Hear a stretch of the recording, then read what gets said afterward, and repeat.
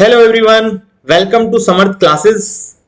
आओ ले चले तुमको पुस्तकों की दुनिया में। अच्छा, ये मेरे को क्या हो गया?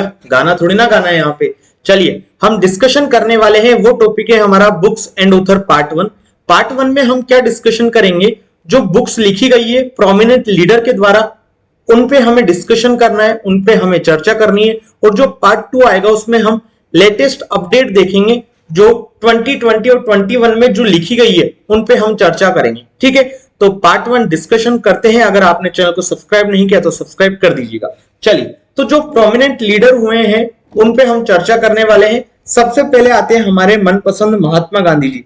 कौन आते हैं? महात्मा गांधी जी। तो महात्मा गांधी जी के बारे में देखो, सबको पता है कि वो सत्य पे चलने वाले थे, अहिंसा के पुजारी थे। ठीक है, तो उनसे रिलेटेड उनकी पुस्तकें होंगी, बिल्कुल सही बात है। और आज का सेशन जो हम देखने वाले हैं वो मेमोरी टेक्निक्स के साथ देखने वाले हैं कि हाँ, हम कैसे इनको लंबे टाइम के लिए याद रख सकते हैं। क्लियर है? चलिए स्टार्ट करते हैं।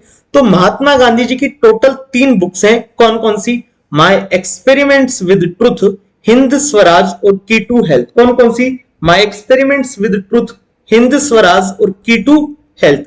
अब आपको कैसे याद रखनी है तो ध्यान दीजिए। जो महात्मा गांधी थे वो क्या थे? फिट थे, एकदम फिट थे, तभी तो दांडी यात्रा के लिए इतने लंबे निकल गए थे। काफी जो हमारे फ्रीडम मूवमेंट हुए थे उनमें उन्होंने भाग लिया था। ठीक है, तो एक उनकी पुस्तक हो जाएगी कौन सी? की टू हेल्थ। कि वो क्या थे? हेल्थ वाइज एकदम फिट थे, तो की टू हेल्थ उनकी एक बुक होगी। उसके बाद उन्होंने स्वराज मूवमेंट चलाया था, तो उनकी एक पुस्तक कौन सी होगी? हिंद स्वराज। कौन सी हो गई? हिंद स्वराज। अब हम सबको पता है कि वो सत्य के पुजारी थी, अहिंसा के मार्ग पे चलने वाले थे, तो क्या हो जाएगा? My experiments with truth. उन्होंने ट्रुथ के साथ, उन्होंने सत्य के साथ क्या किए? एक्सपेरिमेंट्स किए। तो my experiments with truth, Hind Swaraj और की टू हेल्थ, ये तीनों बुक्स किसकी हो गई? महात्मा गांधी जी की। क्लियर है? चलिए, उसके बाद हम आते हैं जवाहरलाल नेहरू जी के बारे में। जवाहरलाल नेहरू जी के बारे में आपको क्या क्या पता है? चलिए, ये क्या थे? हमारे फर्स्ट प्राइम मिनिस्टर थे। किसके? इंडिया के फर्स्ट प्राइम मिनिस्टर हुए। अब फर्स्ट प्राइम मिनिस्टर हुए तो इन्होंने क्या बोला? इन्होंने सबको ये बोला कि भाई मैंने ही इंडिया को डिस्कवर किया है। डिस्कवर करना ऑब्वियसली इंडिया पहले से ही था, लेकिन अगर आजाद कराया है आपको ब्रिटिशर से इंडिया को, तो इन्होंने क्या बोला कि इंडिया को मैंने ब्रिटिशर से आजाद कराया, तो बेसिक एक्चुअली जो डिस्कवर मैंने ही किया है इंडिया को। तो इनके नाम पे एक इन्होंने पुस्तक निकाल दी, डिस्कवरी ऑफ इंडिया। ये देखो, मैं याद करने की आपको ट्रिक बता रहा हूं। ठीक है, तो ऐसे हम याद कर पाएंगे कि जवाहरलाल नेहरू जी ने एक पुस्तक लिखी, उसका नाम क्या था? Discovery of India. ठीक है, अब सेकंड बुक जो इन्होंने लिखी वो थी ग्लिम्पेज ऑफ वर्ल्ड हिस्ट्री, विश्व इतिहास की झलक। तो इन्होंने जब इंडिया को आजाद करा दिया तो इन्होंने बोला कि मैंने इंडिया को आजाद करा दिया, अब मैं इंडिया की हिस्ट्री की, इंडिया के जो फ्रीडम फाइटिंग हुई उसकी मैं स्टोरी तो सबको बताऊंगा ही, साथ ही साथ वर्ल्ड हिस्ट्री की भी मैं उनको क्या बताऊंगा? स्टोरी बताऊंगा। तो आपको कैसे याद रखना है कि फर्स्ट प्राइम मिनिस्टर हमारे कौन थे? जवाहरलाल नेहरू जी थे। तो उन्होंने 2 पुस्तकें लिखी, डिस्कवरी ऑफ इंडिया और ग्लिम्पेज ऑफ वर्ल्ड हिस्ट्री, कि मैं भारत के इतिहास की तो जानकारी दूंगा ही दूंगा, विश्व के इतिहास की भी बच्चों को जानकारी दूंगा। तो यहां से याद हो जाएगा आपको, जवाहरलाल नेहरू जी की 2 बुक्स हैं, डिस्कवरी ऑफ इंडिया और ग्लिम्पेज ऑफ वर्ल्ड हिस्ट्री। क्लियर है बच्चों? चलिए नेक्स्ट स्लाइड की तरफ मूव करते हैं। नेक्स्ट स्लाइड में आते हैं हमारी सरोजनी नायडू। क्या कौन आती है? सरोजनी नायडू।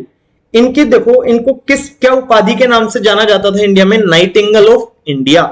इसको बोलते हैं हिंदी में भारत की कोकिला। ठीक है, बेसिकली नाइटिंगेल एक बर्ड होता है, तो उसी से हम याद करने की कोशिश करेंगे। तो देखो, जो बर्ड है वो कौन से कलर का है? गोल्डन कलर का है। कौन से कलर का है? गोल्डन कलर का है। तो इनकी पहली बुक जो हुई वो कौन सी हो गई? Golden threshold. कौन सी हो गई? Golden threshold. क्यों? क्योंकि जो इनको सरोजनी नायडू को नाइटिंगेल ऑफ इंडिया के नाम से जाना जाता था। नाइटिंगेल क्या है? एक बर्ड है, तो वो गोल्डन कलर की थी। क्लियर है यहां तक? अब देखिए, उसके जो विंग थे वो कैसे हो गए थे? ब्रेक हो गए थे, ब्रोकन हो गए थे। ठीक है, फिर भी वो क्या गा रही थी? सॉन्ग्स गा रही थी, एकदम कोकिला की तरह आवाज, सुंदर आवाज में क्या गा रही थी? गाने गा रही थी। तो एक पुस्तक इनकी ये हो गई। उसके बाद दोबारा बर्ड की बात आ रही है, तो ये भी पुस्तक किनकी हो जाएगी? सरोजनी नायडू जी की। तो हमने 3 पुस्तक अभी तक देखी है, golden threshold, the broken wing और द बर्ड ऑफ टाइम। आपको आगे आगे का याद रख लोगे तो भी चलेगा, क्लियर है। उसके बाद देखिए नेक्स्ट है the flute song of India.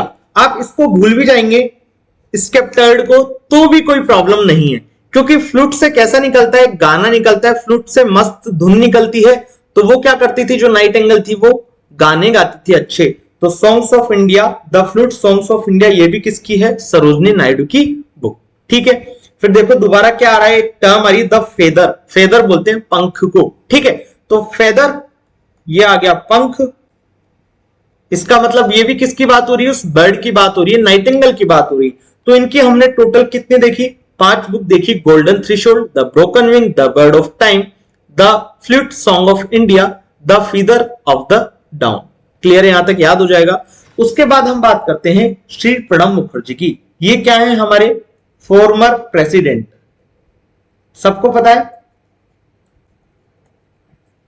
पूर्व राष्ट्रपति है हमारे, ठीक है, पूर्व राष्ट्रपति है। साथ ही साथ इनको क्या दिया गया है, मोदी सरकार द्वारा भारत रत्न दिया गया था। भारत रत्न क्या है, भारत का सर्वोच्च पुरस्कार है, सभी को पता होना चाहिए। तो प्रणब मुखर्जी जो है वो क्या है, फॉर्मर राष्ट्रपति, पूर्व राष्ट्रपति, ठीक है भाई। बढ़े आगे, चलिए। तो ये चीज आपको क्लियर है। अब हमें जो बात करनी है वो बात करनी है कि इनकी बुक्स कौन कौन सी है, इनकी क्या है, बुक्स कौन कौन सी है प्रणब मुखर्जी की। तो ध्यान दो, प्रणब मुखर्जी जिस पार्टी से रिश्ता रखते थे वो थी कांग्रेस सरकार, या कांग्रेस पार्टी से वो क्या रखते थे, हमेशा रिश्ता रखते थे, क्लियर। तो देखो द कोलिशन ईयर्स मतलब गठबंधन वर्ष। आपको पता है कि जब भी गवर्नमेंट बनानी होती है तो कुछ एक पर्टिकुलर स्टेट में एक मिनिमम आपको सीट चाहिए होती है जीतने के लिए, वहां सरकार बनाने के लिए। तो कई बार जब सीटें कम होती है तो क्या करते हैं, गठबंधन करती है पार्टीज। तो जो गठबंधन करती है, तो इन्होंने बोला प्रणब मुखर्जी ने कि गठबंधन के जो वर्ष थे वो हमेशा कांग्रेस ने स्टार्ट किए, ये ऐसा बोलते हैं। और हम जानते हैं कि कांग्रेस बहुत पुरानी पार्टी रही है इंडिया की, भारत की। तो उन्होंने ऑब्वियसली बात है कि जो भी परंपरा हुई है पॉलिटिक्स में वो सब उन्होंने ही इजाद किए, क्योंकि ऑब्वियसली वो ओल्ड पार्टी है। तो उन्होंने बोला कि गठबंधन के वर्ष थे वो कब हुए, हमारे टाइम में, कांग्रेस के टाइम में। यूपीए गवर्नमेंट, कांग्रेस से यूपीए बनता है, तो यूपीए बेसिकली क्या है, एक गठबंधन की सरकार ही तो है। इसलिए आपको याद रह जाएगा कि जो ऐसा कहने वाले व्यक्ति थे वो कौन थे, प्रणब मुखर्जी। कि गठबंधन की बात सबसे पहले की तो किसने की, प्रणब मुखर्जी, कांग्रेस पार्टी ने। आपको ऐसे याद रख लो तो आपको किताब का नाम भी याद हो जाएगा।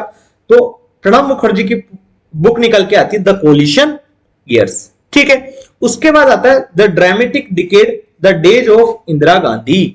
सबको पता है कि जो इंदिरा गांधी के टाइम था, इंदिरा गांधी ने जब शासन किया था भारत में, तो उस टाइम में क्या हुआ था, इमरजेंसी लगी थी कई बार। तो वो जो दशक था वो क्या था, ड्रामेटिक डिकेड था। वो दशक जो था उसमें बहुत ड्रामाज हुए थे, ठीक है। तो अब उसको कौन, उसका जो बखान कर सकता है वो कौन कर सकता है, इंदिरा गांधी कांग्रेस की लीडर थी, प्रणब मुखर्जी भी कांग्रेस से आते हैं। तो कांग्रेस पार्टी ने बोला प्रणब मुखर्जी को कि भाई आप जो वो अपना ड्रामेटिक डिकेड हुआ था ना, उसकी पुस्तक आप लिख दो। फिर प्रणब मुखर्जी ने कहा मैं ही क्यों लिखूं, या बाकी जनता ने भी पूछा ऐसा क्यों, मैं ही क्यों लिखूं साहब। तो उन्होंने बोला कि आप हमारे क्या है, एकदम मेन आदमी है हमारे, मतलब जिस पे हम ट्रस्ट कर सकते हैं। देखिए एक तो पहली बात ये राष्ट्रपति भी रहे तो इन पे ट्रस्ट किया जा सकता है। अब राष्ट्रपति तो अभी बने, लेकिन हाँ आप ऐसे याद रख सकते हैं, ठीक है। तो dramatic decade the days of Indira Gandhi पुस्तक किसने लिखी, श्री प्रणब मुखर्जी ने। क्यों, क्योंकि कांग्रेस पार्टी उन पे बिलीव करती थी, सबसे ज्यादा विश्वास जताती थी, क्लियर है। तो कांग्रेस की जो चीजें थी वो सब उनको पता थी, उनके रहस्य उनको पता थे। तो उन्होंने उस पुस्तक में लिख दी, कौन सी पुस्तक, the dramatic decade the days of Indira Gandhi, clear है यहां तक। उसके बाद आता है चैलेंजेस बिफोर द नेशन, ये भी किसने लिखी, श्री प्रणब मुखर्जी ने। अब कई सारी चीजें आपको याद रखनी होती है, डायरेक्ट दिमाग में रखनी होती है। तो जो प्रणब मुखर्जी, उनकी कुछ बुक्स आपको डायरेक्ट याद रखनी पड़ेगी, जैसे challenges before the nation, saga of struggle and sacrifice, beyond survival, emerging dimension of Indian economy. तो प्रणब मुखर्जी ने टोटल 5 बुक्स लिखी। बियॉन्ड सर्वाइवल, आपको इतना से याद रखना, beyond survival, saga of struggle and sacrifice. देखिए सागा, स्ट्रगल, सैक्रिफाइस, एस कितनी बार आ रहा है, 3 बार, तो 3S से आप इसको याद रख सकते हैं, ठीक है। फिर आता है challenges before the nation, 4th आती है द ड्रामेटिक डिकेड, 5th आती है द कोलिशन ईयर्स। तो ये प्रणब मुखर्जी की क्या हो गई, हमारी बुक्स हो गई, क्लियर है यहां तक सभी को। बढ़े आगे नेक्स्ट स्लाइड में। चलिए नेक्स्ट स्लाइड की तरफ चलते हैं। अब नेक्स्ट स्लाइड में जो व्यक्ति आ रहे हैं वो बड़े विद्वान व्यक्ति थे। क्लियर है? एपीजे अब्दुल कलाम, ये भी क्या है, भारत के पूर्व राष्ट्रपति। ये कौन है? भारत के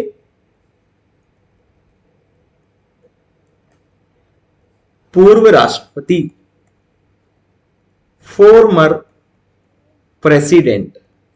ये भी कौन है? भारत के पूर्व राष्ट्रपति, फॉर्मर प्रेसिडेंट। और ये क्या थे? वैज्ञानिक थे। वैज्ञानिक मतलब साइंटिस्ट थे, सबको पता है। अब वैज्ञानिक थे तो जो रॉकेट वगैरह जाते हैं, जो आप कोई भी चीज अंतरिक्ष में भेजते हो, तो आप क्या करते हो? जब ऊपर जाता है रॉकेट तो फायर लगती है, नीचे आग जाती है। जब थ्रस्ट नीचे जाता है तो उसमें आग निकलती है ऐसे। तो देखो, एक इन्होंने पुस्तक लिखी, वो थी विंग्स ऑफ फायर। कौन सी बुक थी इनकी? Wings of fire. फायर याद रह जाएगा आपको। और जो हमारा रॉकेट होता है उसमें ऐसे करके विंग्स लगे होते हैं, तो विंग्स ऑफ फायर आपको ऐसे याद रह जाएगी। फिर आती है सेकंड बुक इनकी, वो है इग्नाइटेड माइंड्स। Ignited minds. अब इनका जो माइंड था वो क्या था? Spark mind. उसमें हमेशा कुछ ना कुछ चलता रहता था, उसमें कुछ ना कुछ आविष्कार, उसमें कुछ ना कुछ बातें काम की होती रहती थी हमेशा। तो उनका माइंड जो था ना, वो हमेशा उस माइंड का दिया जलता रहता था। ठीक है, तो आपको ऐसे याद रह जाएगा कि इनकी एक बुक है wings of fire, second book है इनकी ignited of minds. Ignited minds. Clear है? फिर क्या थे? अब्दुल कलाम जी यूनिक थे, राष्ट्रपति थे, लेकिन राष्ट्रपति से पहले क्या थे? वैज्ञानिक थे कि नहीं? तो ये क्या थे? एकदम यूनिक थे, बाकी राष्ट्रपति से बिल्कुल अलग। इनको पॉलिटिक्स से मतलब नहीं था, इनको साइंटिस्ट से मतलब था, इनको टेक्नोलॉजी से मतलब था, भारत को विकसित करने से मतलब था। ठीक है, हालांकि हाँ, सभी राष्ट्रपति ने अपनी अपनी तरफ से जो जो योगदान दे सकता था उस फील्ड में दिया, लेकिन अगर हम पर्टिकुलर एपीजे अब्दुल कलाम साहब की बात करें तो इन्होंने क्या दिया? एक यूनिक थे ये, इन्होंने टेक्नोलॉजी में ज्यादा अपना योगदान दिया। बाकी आप ऐसे भी याद रख सकते हो कि अब्दुल कलाम जी देखने में एकदम यूनिक लगते थे, एकदम सिंपल सी पर्सनैलिटी, बाल एकदम से अलग, इनका हेयर स्टाइल जो था बिल्कुल यूनिक था। तो ऐसे भी याद रख सकते हैं, यू आर यूनिक। ठीक है, तो तीन बुक अभी तक हमने देखी, wings of fire, ignited minds और यू आर यूनिक। क्लियर है? फिर जो इनका विजन था, एकदम विजन पक्का था, किसके मामले में? टेक्नोलॉजी के मामले में। हम साइंस एंड टेक्नोलॉजी के मामले से ही इनको जोड़ते चलेंगे। तो एपीजे अब्दुल कलाम साहब थे, उनका जो विजन था वो एकदम क्लियर था साइंस एंड टेक्नोलॉजी के माध्यम में, और वो चाहते थे कि 2020 में हम साइंस एंड टेक्नोलॉजी में बहुत आगे जाएं। तो इन्होंने क्या दिया? एक बुक लिख दी, इंडिया 2020। कौन सी बुक लिख दी? इंडिया 2020 या इंडिया 2020। क्लियर है? उसके बाद इन्होंने लिखी एक बुक, इंडोमिटेबल स्पिरिट। ठीक है, अब इनकी स्पिरिट एकदम क्या थी? तगड़ी थी। किस फील्ड में? टेक्नोलॉजी के फील्ड में, कि हाँ, चाहे हम एक बार फेल हो जाएंगे लेकिन हमें टेक्नोलॉजी के जो फील्ड में है वो क्या करना है? परचम लहराना है, एक अलग इतिहास रचना है। तो ये स्पिरिट वाली बात किस में आ जाएगी? एपीजे अब्दुल कलाम की। तो टोटल 5 बुक्स हमने देख ली, wings of fire, ignited minds, you are unique, India 2020 and indomitable spirit. ठीक है, अब आपको कैसे ये बुक्स याद होंगी? तो इसको आपको जो मैं ट्रिक बता रहा हूं बार बार एक बार देखनी पड़ेगी। आप जैसे 7 दिन में एक बार और रिवीजन कर लेंगे तो आपको ये 1-1.5 महीने तक तो बिल्कुल याद रहेंगी, ये पक्की बात है। आपको एक 1-1.5 महीने में बार बार रिवीजन करना होगा चीजों का, तो आपको इजीली चीजें याद होती चली जाएंगी। ठीक है, उसके बाद जो इनकी बुक्स आती है वो आती है turning points, a journey through challenges. ये सबको पता है हमें कि जो अब्दुल कलाम साहब है वो किस परिवार में जन्मे हैं, एकदम छोटे से परिवार में, किसान परिवार में जन्मे, और इन्होंने जो सपना दिखा वो एकदम ऊंचा सपना और उसको करके दिखाया, तो एक बड़ी बात है। तो turning points, a journey through challenges, तो इनकी जो जिंदगी थी वो चैलेंजेस से होकर गुजरी है। तो चैलेंजेस को कीवर्ड आप बना लीजिए, अ जर्नी थ्रू चैलेंजेस। एक जो यात्रा थी इनकी वो चैलेंजेस से होके गुजरी है। क्लियर है? उसके बाद आती है इनकी book my journey transforming dreams into actions. यहां से कोट बड़ा प्यारा याद आता है मेरे को कि अब्दुल कलाम साहब ने क्या बोला था कि सपने वो नहीं है जो रात में आते हैं आपको सोते हो जब, सपने वो हैं जो आपको सोने ना दे। ठीक है, तो इनका एक शानदार कोट है बड़ा प्यारा। तो देखो, इनकी एक बुक और आ जाती है, my journey transforming dreams into action. जो इन्होंने ड्रीम लिए उनको एक्शन में बदला। जब ये छोटे से परिवार में जन्मे थे तो इन्होंने सोचा होगा कि हाँ, मेरे को साइंटिस्ट बनना है, मुझे इस फील्ड में देश का नाम रोशन करना है। तो वहां से इन्होंने क्या किया? उनको एक्शन में कन्वर्ट किया, उसको धरातल पे उतारा। ठीक है, तो इनकी अब तक हमने कितनी बुक्स देख ली? 7 बुक्स देख ली। नेक्स्ट आती है इनकी governance for growth in India. कौन सी आती है? Governance for growth in India, कि अगर इंडिया को ग्रोथ करानी है तो गवर्नेंस अच्छी होनी चाहिए। क्लियर है यहां तक? तो इनकी टोटल हमने कितनी बुक्स देख ली अभी तक? 8 बुक्स देख ली। उसके बाद हमें जो देखनी है वो है इनकी 9th बुक। हाँ, तो हम जो 9th हमें बुक देखनी है वो है इनकी टारगेट 3 बिलियन, और इसके को ऑथर कौन है इनके साथ? सृजन पाल सिंह जी। ये जो बुक है 9th वाली टारगेट 3 बिलियन, ये इन्होंने अब्दुल कलाम साहब में भी लिखी है, लेकिन साथ में किन्होंने इसमें भूमिका निभाई है? सृजन पाल सिंह ने। तो टोटल इनकी 9 बुक्स हमने देख ली। पहली है विंग्स ऑफ फायर, आपको कैसे याद रखनी मैंने बता दिया। Ignited minds, you are unique, India 2020, spirit, आप स्प्रिट से याद रख लीजिए कि इनकी स्प्रिट एकदम तगड़ी थी। ठीक है। Turning points, a journey through challenges, my journey, transforming dreams into action, governance for growth in India, target 3 billion. Clear है? तो ये टोटल 9 इनकी बुक्स है। कौन की? एपीजे अब्दुल कलाम साहब की, फॉर्मर प्रेसिडेंट की। ठीक है, चलिए नेक्स्ट स्लाइड की तरफ मूव करते हैं। अब नेक्स्ट स्लाइड में जो आती है वो आते हैं सबसे पहले सुभाष चंद्र बोस। सुभाष चंद्र बोस नाम बोलते आपके सबके दिमाग में इमेज बन जाती है। ठीक है। तो ये भी क्या थे? इंडिया के फ्रीडम फाइटर थे। तो इन्होंने जो इंडिया का स्ट्रगल है वो देखा है, तो इन्होंने एक बुक लिखी इंडियन स्ट्रगल 1920-1942। इनकी एक बुक आई इंडियन स्ट्रगल 1920-1942। अब हम सब जानते हैं कि सुभाष चंद्र बोस क्या थे? फ्रीडम फाइटर थे, लेकिन उनके साथ में हमें यह भी जानना पड़ेगा कि ये क्या करते थे। ये जो हमारे मंदिर होते हैं, जो यात्री लोग होते हैं मंदिरों में जाते हैं, कभी कहां घूमने जाते हैं धार्मिक स्थलों पे, तो ये जो सुभाष चंद्र बोस थे ना, इनको भी घूमने का शौक था। क्या था? इनको घूमने का शौक। तो पिलग्रिम, जो ये वर्ड है पिलग्रिम, उसको बोलते हैं मतलब जो धार्मिक यात्राओं पे निकलते हैं, उसका मतलब पिलग्रिम का मतलब होता है जो धार्मिक यात्रा पे जाते हैं। ठीक है। तो एन इंडियन पिलग्रिम, तो इन्होंने एक बुक और लिख दी एन इंडियन पिलग्रिम। कैसे याद रखेंगे कि सुभाष चंद्र बोस जी फ्रीडम फाइटर के साथ साथ क्या थे? ये धार्मिक भावनाओं में ज्यादा बिलीव करते थे, इसलिए कहां जाते थे? मंदिरों में जाते थे। ठीक है। दूर दूर मंदिरों में घूमने जाते थे। तो ये होगी एक इनकी बुक एन इंडियन पिलग्रिम, और एक बुक हमने देखी द इंडियन स्ट्रगल 1920-1942। क्लियर है सबको? चलिए, उसके बाद आता है इंदिरा गांधी जी। तो इंदिरा गांधी जी क्या थी? भारत की पहली महिला प्रधानमंत्री, ये सबको पता है। तो ये थी। तो इनके टाइम में इमरजेंसी लगी, सबको पता है। तो वो इमरजेंसी का जो दौर था, तो ये जहां भी जाती सब लोग इनसे सवाल करते, जनता के बीच में जाती जनता लोग सवाल करती, अगर ये कहीं इंटरव्यू देने जाती तो पत्रकार लोग सवाल करते, कहीं बाहर जाती विदेशों में तो बाहर जो हमारे नागरिक रह रहे हैं वो इनसे सवाल पूछते। तो इन्होंने एक बुक ही लिख दी माय ट्रूथ, मेरी सच्चाई। अब आपको मेरे से सवाल पूछने की जरूरत नहीं है, आप मेरी पुस्तक पढ़ें और उसमें सच्चाई जान जाए। तो इनकी बुक हम कैसे याद रखेंगे कि इंदिरा गांधी जी ने बुक कौन सी लिखी? My truth. क्लियर है यहां तक? चलिए, उसके बाद हम बात करते हैं डॉक्टर राजेंद्र प्रसाद जी की। ये क्या थे? भारत के फर्स्ट प्रेसिडेंट। सबको पता है ये बात?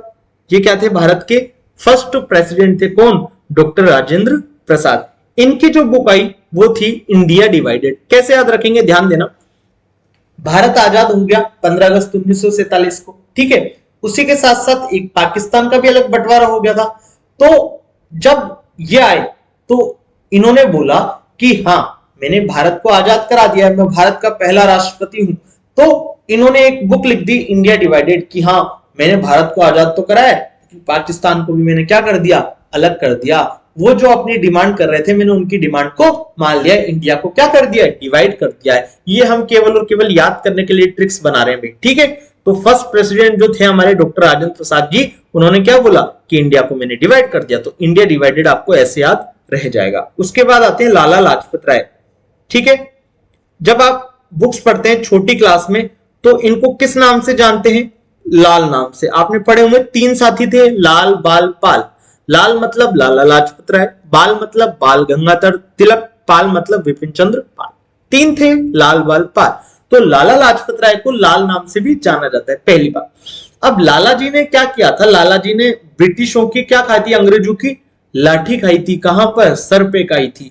तो ये क्या थे? बिल्कुल भी उस वाक्य से हैप्पी नहीं थे, खुश नहीं थे। तो इनकी एक पुस्तक इन्होंने निकाल दी अनहैप्पी इंडिया, कि मैं तो अनहैप्पी हूं, साथ में पूरा इंडिया अनहैप्पी है कि जो आपने मेरे साथ वाकया किया है उससे पूरा जो भारत है वो दुखी है, अनहैप्पी इंडिया। तो लाल जी से आपको ऐसे याद रह जाएगा कि लाला जी ने डंडा खाया था, तो वहां से वो क्या हो गए, दुखी हो गए, तो अनहैप्पी इंडिया। फर्स्ट चीज ऐसे याद रख सकते हैं। बाकी सेकंड चीज आप ऐसे याद रख सकते हैं कि लाला जी जो दुकान पे बैठे थे, बेसिकली लाला जी जो इमेज होती है वो कैसी होती है, एकदम गब्बू दब्बू से आदमी है, वो एकदम दुकान के बाहर बैठे, ठीक है। वो हमेशा उदास उदास से रहते हैं क्योंकि उनको पैसे से मतलब होता है, एकदम अपने अपने खाता बही का काम करते रहते हैं। आपने देखा होगा दुकानों पे लाला जी बैठे रहते हैं आगे एकदम मुस्टंडे से, ठीक है। तो वैसे आप याद रख सकते हो। भाई याद रखने के लिए मैं दोबारा बता रहा हूं, जो भी हम चीजें कर रहे हैं केवल और केवल बच्चों के याद कराने के लिए मैं कोशिश कर रहा हूं, ठीक है। तो ऐसे भी याद रह जाएगा। या एक और तरीका वो जो मैंने बताया आपको कि लाला जी ने क्या कही थी, लाठी कही थी, तो वो दुखी हो गए थे, तो अनहैप्पी इंडिया, ठीक है। उसके बाद आते हैं हमारे दादा भाई नेहरू जी। कौन आते हैं, दादा भाई नेहरू जी। इनको जो इंडिया में जिस टाइटल के नाम से जाना जाता है वो है grand old man of India. कौन, grand old man of India. इन्होंने बेसिकली जो भारत का जो स्वतंत्रता आंदोलन था उसमें 50 से 60 साल तक इन्होंने क्या लिया, भाग लिया। तो इन्होंने भाग लिया तो इन्होंने क्या देखी, गरीबी भी देखी है भारत की, और un British rule in India. ये चाहते थे कि ब्रिटिश रूल जल्दी से जल्दी खत्म हो, तो इन्होंने गरीबी देखी और un British rule in India पे इन्होंने क्या लिख दी, बुक लिख दी। तो ऐसे याद हो जाएगा आपको। तो दादा भाई नेहरू जी की जो बुक्स है वो क्या है, poverty and un British rule in India. बोलो क्लियर है यहां तक। उसके बाद आते हैं मनमोहन सिंह जी। ये क्या है, भारत के पूर्व प्रधानमंत्री हैं। अभी जो नरेंद्र मोदी जी का जो कार्यकाल है उससे पहले भी नरेंद्र मोदी जी थे, और उससे पहले जो थे भारत के प्रधानमंत्री वो कौन थे, डॉक्टर मनमोहन सिंह, सबको पता है। तो डॉक्टर मनमोहन सिंह जी की जो पुस्तक आई है वो कौन सी आई है, चेंजिंग इंडिया, कि मैं कोशिश करूंगा इंडिया को चेंज करने का। कैसे याद रखेंगे, ध्यान दो। 1991 का टाइम था जब भारत के जो पीएम थे वो कौन थे, पीवी नरसिम्हा राव। कौन थे, पीवी नरसिम्हा राव। ये सबको पता होनी चाहिए बात कि 1991 में भारत के प्रधानमंत्री कौन थे, पीवी नरसिम्हा राव। उस टाइम इकोनॉमिस्ट मिनिस्टर, वित्त मंत्री कौन था, हमारे फाइनेंस मिनिस्टर, ठीक है, कौन था उस टाइम, हमारा मनमोहन सिंह। उस टाइम ये थे हमारे। तो जो इकोनॉमिक रिफॉर्म किए गए, ध्यान देना, इंडिया में जो इकोनॉमिक रिफॉर्म किए गए,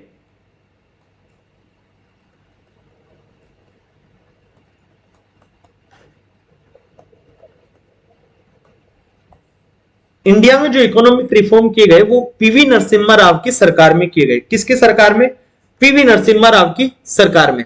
और उस टाइम जो मिनिस्टर थे वो कौन थे, मनमोहन सिंह जी। कौन थे, डॉक्टर मनमोहन सिंह जी।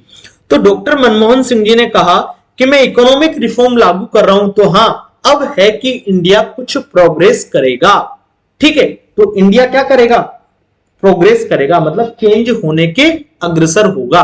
तो उन्होंने एक बुक लिखी चेंजिंग इंडिया। कैसे याद रहेगा, पीवी नरसिम्हा राव की एक सरकार थी। ये तो वैसे भी आपको जनरल डिटेल है, सबको पता होगी कि इंडिया में इकोनॉमिक रिफॉर्म कब लागू हुए थे, क्वेश्चन पूछा जाता है कई बार। 1991 में हुए थे। कौन था प्रधानमंत्री उस टाइम, पीवी नरसिम्हा राव। और कौन मंत्री थे उस time, doctor Manmohan Singh. Clear है यहां तक। तो इन्होंने इकोनॉमिक रिफॉर्म किए, तो इन्होंने बोला कि हाँ अब कोशिश है कि इंडिया क्या होगा, चेंज होगा, ठीक है। चलिए अब नेक्स्ट बुक की तरफ हम बढ़ते हैं आगे। तो नेक्स्ट बुक जो है वो किसकी है, हमारे करंट प्राइम मिनिस्टर कौन है, प्रधानमंत्री नरेंद्र मोदी। तो प्रधानमंत्री नरेंद्र मोदी जी की जो बुक है वो है एग्जाम वॉरियर्स। बच्चों को एग्जाम में, सबको पता है कि एग्जाम देने जाते हैं जब हमें बहुत स्ट्रेस आ जाता है, हमसे एक्सपेक्टेशन ज्यादा हो जाती है पेरेंट्स गार्जियंस की। तो जो नरेंद्र मोदी जी उन्होंने क्या किया, एक बुक लिखी है एग्जाम वॉरियर्स, और वो हमेशा परीक्षा पे चर्चा भी करते हैं, सबको पता है। तो एग्जाम वॉरियर्स वही एक बुक है जिसमें वो बताते हैं कि तनाव मुक्त होके कैसे आप एग्जाम को हैंडल करें, उसके बारे में इन्होंने इसमें बता रखा है अच्छे से, ठीक है। ये इसमें पीएम मोदी ये भी बोलते हैं कि परीक्षा का जो समय होता है उसको आप किसकी तरह लें, उत्सव की तरह लें, एक फेस्टिवल की तरफ लें, तो आप उसको अच्छे से एंजॉय कर पाएंगे, उसमें आप अपना अच्छा सर्वश्रेष्ठ प्रदर्शन कर पाएंगे। तो नरेंद्र मोदी जी की जो बुक है वो कौन सी, एग्जाम वॉरियर्स। और मनमोहन सिंह जी की जो पुस्तक है वो कौन सी है, चेंजिंग इंडिया। क्लियर है यहां तक। उसके बाद आता है ममता बनर्जी। अब ममता बनर्जी का सबको पता है किस्सा कि ममता बनर्जी ने अभी बीजेपी के सरकार को क्या किए, धूल चटाई है। कहां पर? वेस्ट बंगाल में, सबको पता है अच्छे से एकदम। ठीक है, तो ममता दीदी क्या बोल रही है मोदी जी से कि ये वाली जो मेमोरीज है वो मैं कभी भूल ही नहीं सकती कि आपने इतने बड़े बड़े वादे किए थे कलकत्ता में आके, बंगाल में आके, लेकिन मैंने क्या किया, आपको धूल चटा दी। किनको? मोदी साहब को, मोदी साहब की पार्टी को उन्होंने क्या की, धूल चटा दी। तो ये क्या बोल रही है कि मेरी ये जो मेमोरी है इनको मैं कभी भी नहीं भूल सकती। तो माय अनफॉरगेटेबल मेमोरीज ये किसकी है?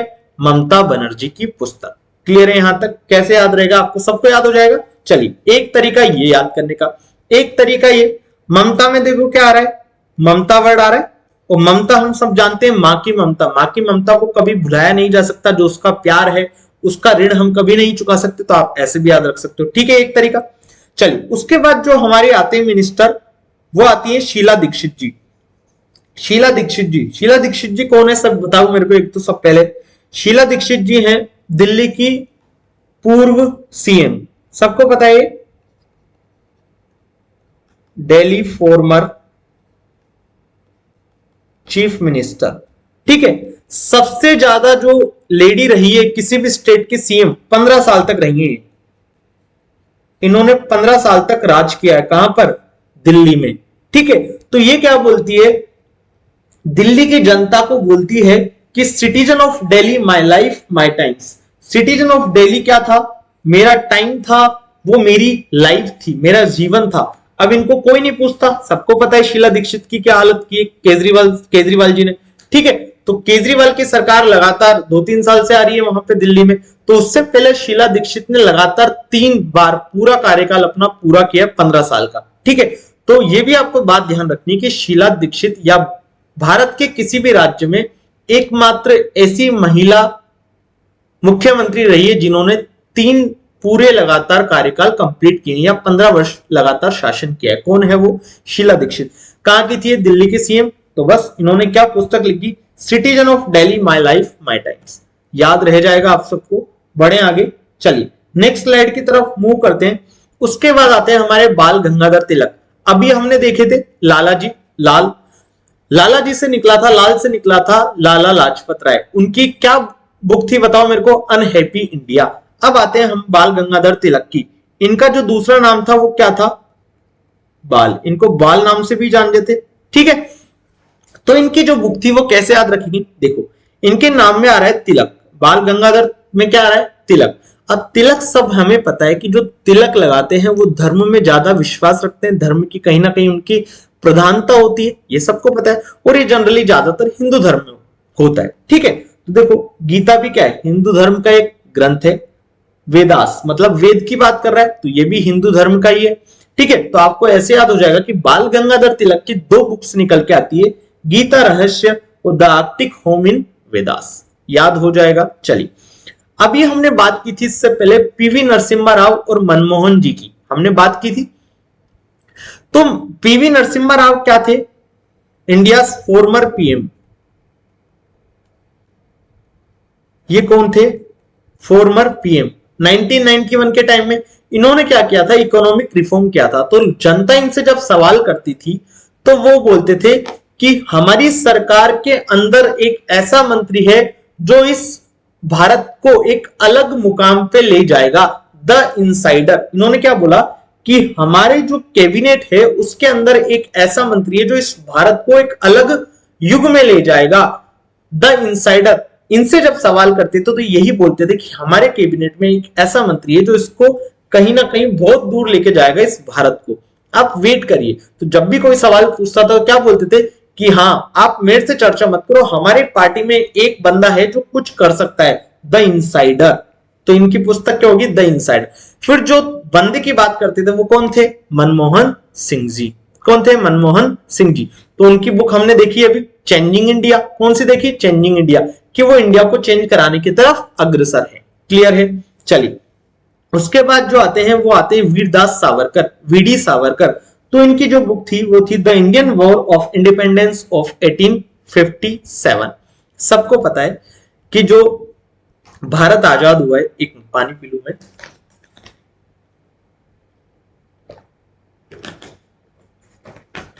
चलिए, हम सबको पता है कि जो भारत आजाद हुआ है उसमें सबसे बड़ा रोल अगर किसी का देखें तो 1857 की क्रांति का रहा है, सबको पता है। तो वीडी सावरकर से आप कैसे याद रखोगे कि इन्होंने 1857 की क्रांति को क्या कर लिया, सवार लिया। क्या कर लिया, सवार लिया। 1857 की क्रांति को सवार लिया और हमारा देश क्या हो गया, आजाद हो गया। क्या हो गया, आजाद हो गया। तो आप ऐसे याद रख सकते हो, बाकी आप डायरेक्ट भी इसको याद रख सकते हो, इसकी कोई मेरे पास कोई ऐसी खास ट्रिक है नहीं। ठीक है, तो वीडी सावरकर की बुक है the Indian war of independence of 1857। Clear है यहां तक। चलिए, उसके बाद हम बात करें तो उसके बाद हम बात करेंगे फर्स्ट एजुकेशन मिनिस्टर हुए हैं इंडिया के मौलाना अबुल कलाम आजाद। कौन हुए हैं, मौलाना अबुल कलाम आजाद। अब ये फर्स्ट एजुकेशन मिनिस्टर हुए तो इनकी रेस्पॉन्सिबिलिटी थी कि बच्चों को एजुकेशन में कुछ ऐसा पाठ पढ़ाया जाए जो हम लोगों ने संघर्ष किया है अपनी आजादी के लिए, वो उनको क्या किया जाए, पाठ पढ़ाया जाए। तो इन्होंने एक पुस्तक लिखी, इंडिया मीन्स क्या, फ्रीडम। India means freedom. फिर जो ये गुबार है, फिर ये जो मतलब चारों तरफ गरीबी का गुबार है, इसको भी क्या करना है, इसे भी अब मिटाना है। अब भारत आजाद हो गया, अब अपना देश आजाद हो गया है, तो इसका जो गुबार है उसके खातिर हमें क्या करना है, अपने बच्चों का भविष्य बनाना है, संवारना है, अच्छी तरीके से पढ़ना है, अच्छे तरीके से रहना है, सब कुछ एकता में विश्वास करना है, ऐसी चीजें। ठीक है, तो मौलाना अबुल कलाम आजाद जो फर्स्ट एजुकेशन मिनिस्टर रहे इंडिया के, इनकी बुक आ गई इंडिया मीन्स फ्रीडम कि हाँ मेरे को बच्चों को पाठ पढ़ाना है, मेरी रेस्पॉन्सिबिलिटी, क्योंकि मैं क्या हूं, फर्स्ट एजुकेशन मिनिस्टर।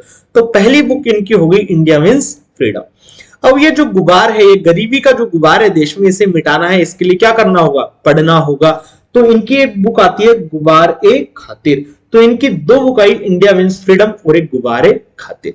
तो उस गुबार को मिटाने के खातिर आप ऐसे याद रख सकते हैं। ठीक है, फिर हमारे आते हैं एल के आडवाणी, भाजपा के वरिष्ठ नेता लाल कृष्ण आडवाणी साहब। इनकी जो बुक आती है वो आती है माय कंट्री माय लाइफ। क्या बोलते हैं ये, मेरा देश मेरा जीवन। आपको इससे क्या मतलब कि मेरे को पीएम का उम्मीदवार बनाया या नहीं बनाया, मोदी साहब प्रधानमंत्री बन गए लेकिन मैं प्रधानमंत्री नहीं बना, मैं अपने सपने देखता ही रह गया। हाँ, मेरी जिंदगी है, मेरा देश है, आपको क्या फर्क। तो एल के आडवाणी साहब पीएम नहीं बने वरिष्ठ नेता होने पर भी, लेकिन इन्होंने कभी अफसोस नहीं जताया, आप ऐसे याद रख सकते हैं। तो इनकी जो बुक आई वो कौन सी आई, माय कंट्री माय लाइफ। ठीक है, उसके आगे उसके बाद आते हैं पी चिदम्बरम साहब। पी चिदम्बरम साहब क्या है, बेसिकली कांग्रेस के वरिष्ठ नेता, कांग्रेस के कैबिनेट मंत्री भी रहे हुए हैं यूपीए के कार्यकाल में। क्लियर है। अब बेसिकली वो क्या है, घोटाले में फंसे हुए, मुझे एग्जैक्ट घोटाले का नाम तो याद नहीं आ रहा। तो जब उनको आप ऑब्वियसली जब कोई आदमी घोटाले में फंस जाता है तो उसकी इतनी वैल्यू नहीं रहती, आप भी जानते हैं पार्टीज में। ठीक है, तो उनको लोग उस तरीके से नहीं देखते, उस तरीके की वैल्यू नहीं देते जो उनको पहले दिया करते थे। ठीक है, तो वो बोलते हैं कि a view from the outside. उन्होंने एक बुक लिख दी, a view from the outside, कि बाहर से कैसा दिखता है जब कोई ऐसा हो जाता है। मतलब उन्होंने घोटाला किया तो ऑब्वियसली बात है कभी सीबीआई देगी, कभी ईडी उनके सामने आएगी, उनसे पूछताछ करेगी। तो पूछताछ करेगी तो वो बाहर से ही देखते रहते हैं सब कुछ, कोई उनको अपनी तरफ बुलाता ही नहीं है। बाहर से सोनिया गांधी जी निकल गई, उनकी तरफ कोई पूछता ही नहीं है। राहुल बेटा उधर से निकल गया लेकिन उनको कोई पूछता ही नहीं है। तो उन्होंने एक बुक निकाल दी अपनी, अ व्यू फ्रॉम द आउटसाइड, कि मैं आउटसाइड से देखता रहता हूं कि राहुल बेटा जाता रहता है, सोनिया मैडम जाती रहती। तो उन्होंने एक बुक लिख दी। ठीक है, तो पी चिदम्बरम साहब घोटाले में फंस गए, बैठे रहते हैं जेल की सलाखों में, लोग जा रहे हैं तो बस उनसे राम राम नमस्ते कोई नहीं कर रहा, तो बस बोल रहे हैं व्यू फ्रॉम द आउटसाइड, मैं बाहर से मजे ले रहा हूं, बाहर से सोनिया मैडम को देख लेता हूं, बाहर से राहुल बेटा को देख लेता हूं। ठीक है, तो आपको ऐसे याद रह जाएगा। ठीक है, इस वीडियो में हमारा किसी भी तरह का कोई मकसद नहीं है, केवल हम चाहते हैं कि बच्चों को चीजें मेमोरी ट्रिक से याद हो जाए। क्लियर। चलिए, उसके बाद हम बात करते हैं डॉक्टर एस राधाकृष्णन के बारे में। डॉक्टर सर्वपल्ली राधाकृष्णन, इनके जन्म दिवस के उपलक्ष्य में भारत में क्या मनाया जाता है, शिक्षक दिवस। सबको पता है शिक्षक दिवस किसके जन्मदिन के उपलक्ष्य में मनाया जाता है, तो डॉक्टर सर्वपल्ली राधाकृष्णन। कब मनाया जाता है, तो 5 सितंबर को मनाया जाता है। कब मनाया जाता है, 5 सितंबर को मनाया जाता है। अब ध्यान दो, राधा कृष्ण, इनके नाम में आता है राधा कृष्ण। तो राधा कृष्ण हम जानते हैं कि राधा और कृष्ण आपस में प्रेम का प्रतीक है, प्यार का प्रतीक है, सबको पता है। और ऐसी फिलोसॉफी है ये जो सबके सब इंडियंस इस पे क्या करते हैं, बिलीव करते हैं, इस पे विश्वास जताते हैं। किस पे विश्वास जताते हैं? राधा कृष्ण के प्रेम भाव में। ठीक है, राधा कृष्ण के जो प्रेम भाव में उसमें पूरा इंडिया जो है वो समा जाता है, बस जाता है, उसमें मोहित हो जाता है। तो हम ऐसे याद रख सकते हैं डॉक्टर एस राधा कृष्णन, इनके नाम में क्या आ रहा है? राधा कृष्णन। तो एक इनकी जो बुक हो गई वो हो गई इंडियन फिलोसॉफी। कौन सी हो गई? Indian philosophy. फिर आती है इनकी एक book Hindu view of life. कौन सी आती है? Hindu view of life. तो इनकी दो बुक आई डॉक्टर एस राधा कृष्ण की, Indian philosophy, Hindu view of life. अब राधा कृष्ण हिंदू भगवान के, हिंदू धर्म के एकदम भगवान है, मतलब लोग उनको पूछते हैं, तो आप ऐसे याद रख सकते हैं हिंदू व्यू ऑफ लाइफ। तो हमने इस जो स्लाइड में है बाल साहब की देख ली, नरसिम्हा राव साहब की बुक देख ली, वीडी सावरकर साहब की देखी, मौलाना अबुल कलाम साहब की बुक देखी, एल के आडवाणी साहब की, चिदम्बरम साहब की, राधा कृष्णन साहब की, हामिद अंसारी साहब की, ये बुक सब देख ली। आपको आई थिंक याद हो गई होंगी। ठीक है, एक बार और आप वीडियो देखेंगे तो उम्मीद है आपको पूरी याद हो जाएंगी। अब हम बात करते हैं भीमराव अंबेडकर साहब की। किनकी बात करते हैं? भीमराव अंबेडकर साहब की। तो बेसिकली अगर बात करें तो ये कौन है? तो देखो, इनको क्या बोला जाता है? Main architect of constitution. ठीक है भाई, स्पेलिंग देख लेना। तो ये क्या है? बेसिकली जो भारत का संविधान है उसके क्या है? Main architect. क्लियर है? फिर एक हमने बनाई थी, जो ड्राफ्ट कमिटी हमने बनाई थी जब संविधान बना रहे थे, तो हमने क्या बनाई थी? एक ड्राफ्ट कमिटी बनाई थी। जब हम पॉलिटी पढ़ेंगे तो मैं आपको उसमें और अच्छे से बता दूंगा इस संविधान के बारे में। तो इसके क्या थे? अध्यक्ष, चेयरपर्सन थे कौन? बी आर अंबेडकर साहब। ठीक है, इन्होंने बाद में क्या किया था? बौद्ध धर्म अपना लिया था। ठीक है, इन्होंने क्या किया था? बाद में बौद्ध धर्म अपना लिया था। ये क्या कहते? छुआछूत और दलितों के क्या थे? एकदम दलितों के वो थे, क्या बोलते हैं, दलित इनको भगवान के रूप में मानते थे क्योंकि दलितों के उत्थान के लिए काम करते थे। ठीक है, तो इन्होंने क्या क्या काम किए? दलितों के उत्थान के लिए काम किए खूब सारे, कि उनको कैसे उत्थान किया जा सकता है, उनका दलितों के उत्थान के लिए इन्होंने काम किया। तो ये कई सारी चीजें जो बी आर अंबेडकर को बाकी जो पॉलिटिशियन है उनसे अलग बनाती है। सबको पता है ये बात आप लोगों को। चलिए, अब इनकी जो हमें पढ़नी है वो है बुक्स। तो इनकी बुक्स जो है, पहली वो है वेटिंग फॉर ए वीजा। तो इन्होंने, आपको कैसे याद रखना है कि इन्होंने जो दलितों थे, अब देखो बाकी जो पॉलिटिशियन है वो कोई ध्यान नहीं दे रहा, ये क्या ध्यान दे रहे हैं? दलितों के उत्थान पे ध्यान दे रहे हैं। तो जब ये भारत से कहीं बाहर जाने लगे तो इनको वीजा ही नहीं दे रहा कोई, कि यार तुम तो बिल्कुल अलग जा रहे हो, हमारी आपकी जो पार्टी की विचारधारा है उससे आप बिल्कुल अलग चलते हो। तो इनको वेट कराते थे वीजा देने के लिए। तो इनकी बुक आ गई क्या? वेटिंग फॉर ए वीजा, कि मेरे को कोई वीजा ही नहीं दे रहा यार। तो वेटिंग फॉर ए वीजा इन्होंने क्या लिख दी? बुक लिख दी। किसने? भीमराव अंबेडकर साहब ने। ठीक है, चलिए उसके बाद बात करते हैं। तो इनकी एक बुक आई पाकिस्तान और पार्टीशन ऑफ इंडिया, कि जो पार्टीशन हुआ इंडिया का वो किस हिसाब से हुआ, और पाकिस्तान, इसके बारे में इन्होंने एक बुक लिख दी। किसने? बी आर अंबेडकर साहब ने। फिर आते हैं हु वर द शूद्राज, ये भी किसकी बुक है? बी आर अंबेडकर साहब की। ये इतनी इंपॉर्टेंट बुक नहीं है। ठीक है, जो इनकी बुक पूछी जाती है वो इतनी इंपॉर्टेंट नहीं है। किसकी? भीमराव अंबेडकर साहब की। लेकिन आप इतनी बुक हम देख रहे हैं तो एक बार भीमराव अंबेडकर साहब पे भी क्या नजरें फिरा ले, जिससे हाँ अगर ऑप्शन आते तो हम काट के चले। ठीक है, उसके बाद आती है द बुद्धा एंड हिज धम्मा।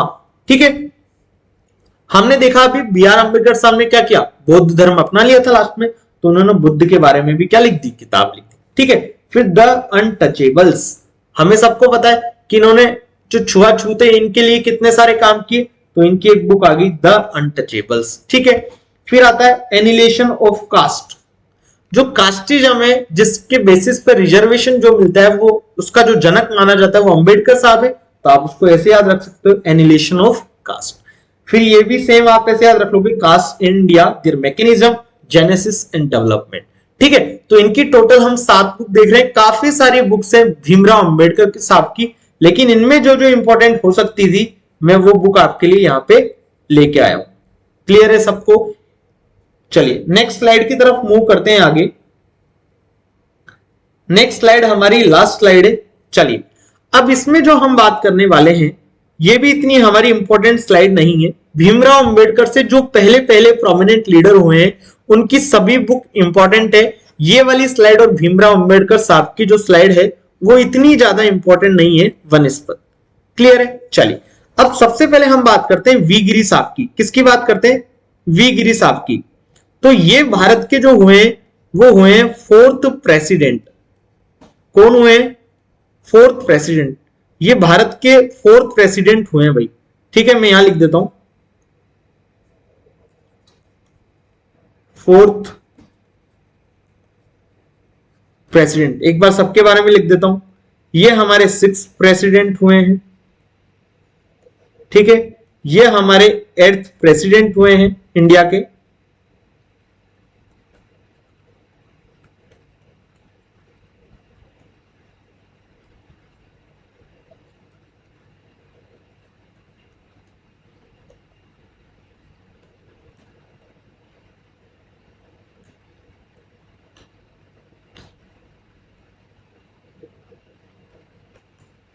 क्या हो रहा है भाई?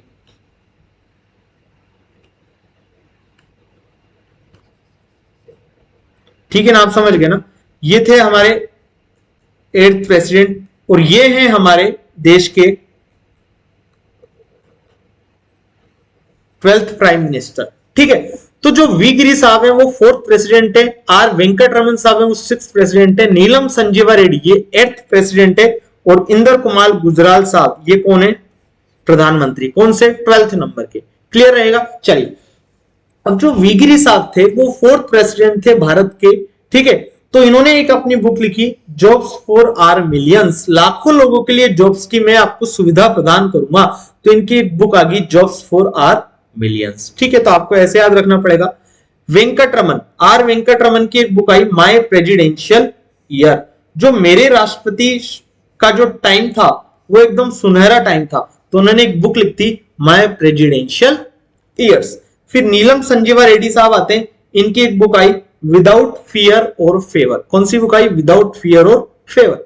इंदर कुमार गुजराल साहब है, इनकी एक बुक आती है matters of discretion and autobiography. ये क्या थी? इनकी आत्मकथा थी, एन ऑटोबायोग्राफी। तो ये 4 की आपको एक बार देख लेनी, ज्यादा इंपॉर्टेंट है नहीं। वी गिरी साहब की बुक है jobs for our millions. R Venkataraman साहब की है my presidential years. Neelam Sanjiva Reddy की है विदाउट फियर और फेवर। इंदर कुमार गुजराल या आई की गुजराल साहब की है matters of discussion and autobiography. Clear है? चलिए उसके बाद हम बात करते हैं बराक ओबामा साहब की। यूएस के फॉर्मर प्रेसिडेंट रहे, सबको पता है ये बात। चलिए तो बराक ओबामा साहब की कितनी बुक्स हैं? 2 बुक्स हैं। कौन कौन सी? The audacity of hope, dreams from my father. Dreams from my father.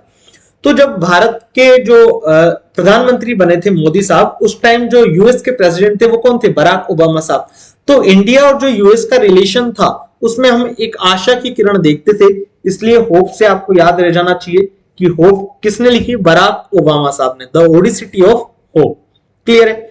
Dreams from my father, तो उनके पिता के कुछ सपने थे, तो बराक ओबामा की एक बुक आई थी ड्रीम्स फ्रॉम माय फादर। तो आपको ये दोनों याद हो जानी चाहिए, बराक ओबामा की the audacity of hope Barack Obama की, और एक कौन सी है? Dreams from my father. ठीक है, अगर हम बात करें नेल्सन मंडेला साहब की, तो नेल्सन मंडेला कौन है? अफ्रीका के कौन थे? राष्ट्रपति थे। ठीक है, अफ्रीका जो फ्रीडम फाइटर थे उसमें मेन फ्रीडम फाइटर अफ्रीका के कौन थे? नेल्सन मंडेला साहब। अफ्रीका के राष्ट्रपति रहे और भारत ने इनको क्या दिया है? भारत रत्न दिया हुआ है। भारत रत्न से सम्मानित है कौन? Nelson Mandela. ठीक है, चलिए तो नेल्सन मंडेला की कौन सी है? Long walk to freedom. कि अगर आपको स्वतंत्रता चाहिए तो उसके लिए क्या करनी होती है? लंबी आपको यात्रा करनी होती है। हमें सबको पता है कि नेल्सन मंडेला कौन है? अफ्रीका के पूर्व राष्ट्रपति हैं, अफ्रीका के मेन फ्रीडम फाइटर हुए हैं। तो इन्होंने फ्रीडम फाइटिंग के लिए बहुत सारी लड़ाइयां की है फ्रीडम पाने के लिए। तो इन्होंने एक अपनी बुक लिखी है लॉन्ग वॉक टू फ्रीडम, कि आपको यदि फ्रीडम चाहिए तो उसके लिए आपको क्या करनी पड़ती है? लंबी यात्रा करनी पड़ती है। फिर आते हैं बिल क्लिंटन साहब पास, और उसके बाद चलते हैं हिलेरी क्लिंटन साहब के पास। तो ये हिलेरी क्लिंटन जो है वो क्या है, बिल क्लिंटन की वाइफ है, ठीक है। बिल क्लिंटन कौन थे, ये भी यूएस के फॉर्मर प्रेसिडेंट थे। कौन थे, यूएस के फॉर्मर प्रेसिडेंट। और जो हिलेरी क्लिंटन थी, बिल क्लिंटन साहब की क्या थी, वाइफ थी, ठीक है। तो बिल क्लिंटन साहब की जो बुक आती है वो आती है बैक टू वर्क। कौन सी आती है, बैक टू वर्क, कि आओ काम पर चलें। और जो आती है हिलेरी क्लिंटन की बुक वो है हार्ड चॉइसेस। कौन सी है, हार्ड चॉइसेस। तो ये हमने जो आज का जो लेक्चर देखा है वो देखा है बुक्स एंड ऑथर पार्ट 1। इसमें हमने जो देश और विदेश के जो प्रोमिनेंट लीडर्स हुए उनकी बुक्स देखी है जो पुरानी हो चुकी है। जो लेटेस्ट बुक है जो ईयर 2020 और 21 में पब्लिश हुई है या 2019-18 में, लेकिन जो मेन है 2020 और 21 पे हम आगे डिस्कशन करेंगे नेक्स्ट लेक्चर में। आप बने रहिएगा हमारे साथ। और अगर हाँ आपके वहां वैक्सीनेशन अवेलेबल है तो प्लीज अपना वैक्सीनेशन करवाइए। स्वस्थ रहिए, अपने परिवार वालों का ध्यान रखिए। Bye bye, take care.